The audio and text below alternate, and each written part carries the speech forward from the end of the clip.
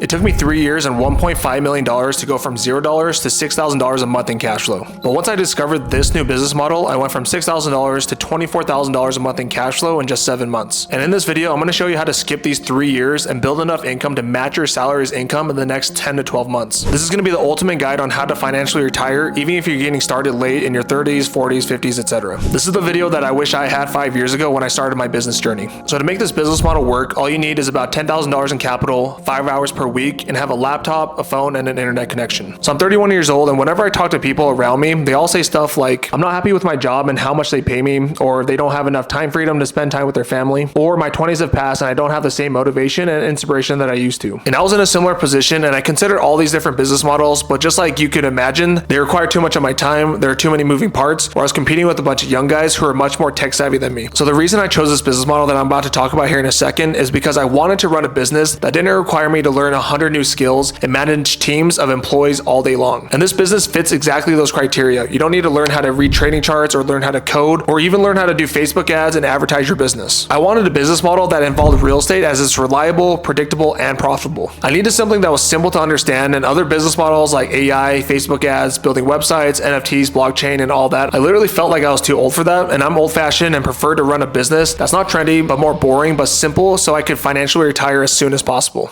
There's only one way to find out. And the business model I'm talking about is called Airbnb Arbitrage. It's when you find a good property for rent, you add some amenities, take great photos, and then launch it on Airbnb. Airbnb pays you, and then you pay the landlord, and the rest goes into your pocket. But in this case, you're not going to be buying their property. What you're going to do instead is ask the landlord for their permission to let you rent it out yourself through something called a sublease contract. And the best thing about Airbnb Arbitrage is you can do this from the comfort of your own home, on your laptop or your phone, without ever stepping foot into the properties. And it doesn't take too much time to get your first or second property set up. All you have to do is spend about an hour per day calling landlords who have properties for rent, and then you pitch them this idea. And don't worry, I'm going to share with you my cold call script here in a minute. And you only need a little bit of money, about $10,000, so most of your competition is already disqualified. And I love that it's a boring business because not many people want to manage homes for a living. They don't find it sexy enough. And one of the best parts is you don't have to do any of the marketing, sales, and all that. Airbnb literally does everything else for you. You just put the property online, and then you're going to automatically get traffic. So I prepared a simple Airbnb framework on how you can set up your first Airbnb. So it consists of 3 key steps. Number 1 is a property hunt. Number 2 is the Airbnb transformation, and number 3 is automation and scaling. So step number 1 is the property hunt. The first step in finding a good potential property to turn into an Airbnb is first you want to go and open Google Maps and search for different cities that you like. You want to look for places and markets that draw tourists consistently. So just go on Google and search city tourism stats and look for cities whose laws allows Airbnbs and has tourists coming in throughout the entire year. You can even ask ChatGPT to suggest some markets to get your mind going. Now I like to get about 10 solid areas and then ultimately narrow down to about 3 markets that I'm most comfortable with. So once you find a good location, you want to start shortlisting properties on Zillow for rent. So some of the property criteria that I like to look for are high vaulted ceilings, pools, close to a lake or canal, and I like to look for properties that have a differentiator from the rest of the other properties. Once you pick a good property, it's time to see how much money the Airbnbs are making around it. And I completely understand the people who are scared that they might get a property, pay for rent, but not get enough bookings to cover the rent and end up losing money. So you can go on the site like airdna.co, and it's a property analysis tool that can see what other properties around you are generating. So you want to choose your city and zip code, and if the Airbnbs around you are doing 2.25x your chosen property's rent, then you're going to be able to make that property profitable. So a quick example, if a property is listed for $1,700 a month in rent and local Airbnbs are doing at least $3,825 a month in revenue, then that property will cash flow anywhere between $1,500 to $1,700 a month in cash flow. And the last part of this step is to actually go out and talk to these landlords about acquiring their properties. Of course, they're going to want to know what's in it for them, so you can tell them they're going to get consistent income for 2+ years, they're going to get their property cleaned at least 3 times per week, they're going to get free property management on top of that, they're going to get $1 million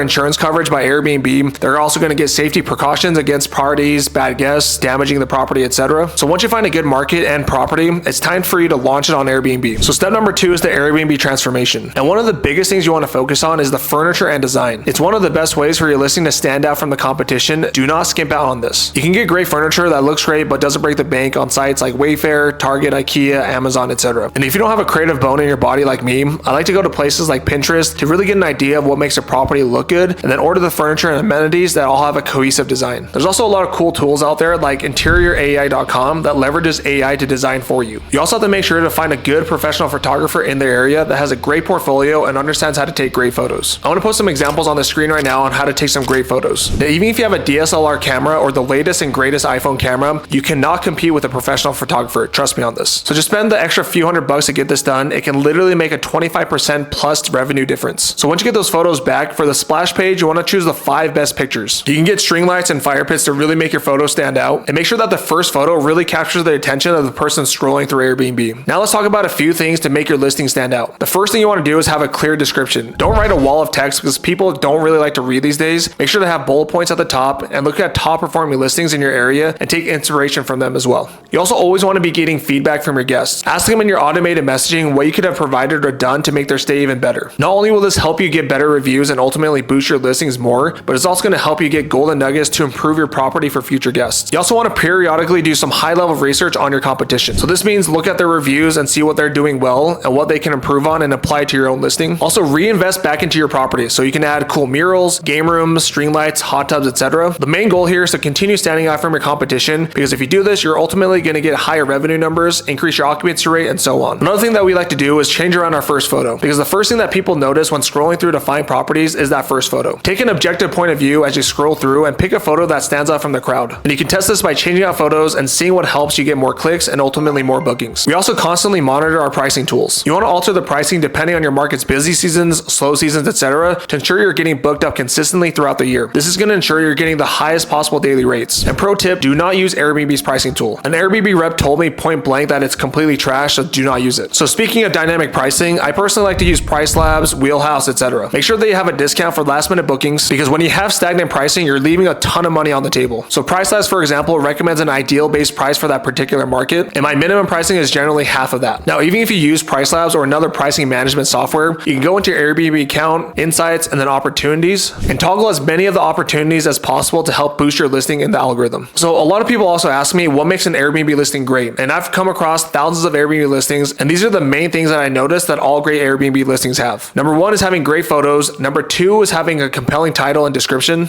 Number 3 is having a solid pricing strategy. Number 4, having unique amenities. Number 5, they have personal touches like welcome baskets, extra chargers, a work from home setup, etc. 6 is having A+ customer service, and number 7 is having a cohesive design. Now there's more that goes into this, but these are the most common items that I would focus on. Now obviously, after all this, if the city or property you choose is 500 miles away from you, it might be difficult to travel hundreds of miles and take weeks off your job to set it up. So the third thing that I want to talk about is automation and scaling. And in order for you to turn a property into an Airbnb that does well and scale to multiple Airbnbs and manage them completely remote, you need to have these 5 key team members. And they're your handyman and your movers, and you can find a good handyman and movers from places like Thumbtack. You need to have a solid cleaner. You can find them on Facebook groups or again Thumbtack. You can even go on sites like Turno. You're also going to want to have a couple of virtual assistants like an Airbnb manager and also a cold caller. You can find them on places like onlinejobs.ph or Upwork, and these virtual assistants will manage your Airbnbs and also talk to landlords for you, and they're relatively cheap. You can find them for anywhere from $350 to $400 a month. So once you start ordering the furniture, you're going to want to have your handyman and your mover start bringing these into your property. You can use these people to move the furniture inside and also set everything up. You can FaceTime them to show them where to put the furniture and make it exactly the way you want it. So once the handyman and movers are done, you can call the cleaner to come and check everything and make sure to clean up the property before you launch it on Airbnb. Then have your virtual assistants handle all the guest messages, communication with the handyman and cleaners when guests check in and out, and to do all the general property management. And then finally, your second virtual assistant is going to talk to new landlords to get more properties for you. They'll get them interested, hand over the leads to you, and then you're going to close them, repeat the cycle over and over again. So if you get 10 Airbnbs, you can literally make $20,000 to $25,000 a month in cash flow, spending just a couple hours per week managing the entire portfolio. So the money that you're making, you can reinvest, get more properties until you get to the level where you can quit your job and have this as your full-time income. And that's going to be different for everyone. It might be 5 properties, 10 properties, 20 properties, etc. Ultimately, that choice is going to be up to you, and then you're going to have all the time freedom to do whatever you want. For me, in the past month, my properties generated close to $60,000 in cash flow in 1 month from 6 Airbnbs that I set up completely remote. And I have over 2,000 students who use this 3-step blueprint to make a full-time income from Airbnb. And in my live workshop that I'm hosting soon, I'll be analyzing properties live, and I'll be giving you an even more detailed 90-day roadmap on how to get your first Airbnb that makes you $2,500 a month in profit or more. And at the end, I'm going to be doing a 30-minute Q&A session, so you can ask me anything, so make sure to bring your questions. It's absolutely free to join, and if you're interested, all you have to do is click the link in the description and register for a spot. If you found this video helpful and you want to see more videos like this, make sure to give this video a like. I'm also going to be posting one new video every single week to help you achieve financial freedom. So make sure that you're subscribed. We'll talk to you soon.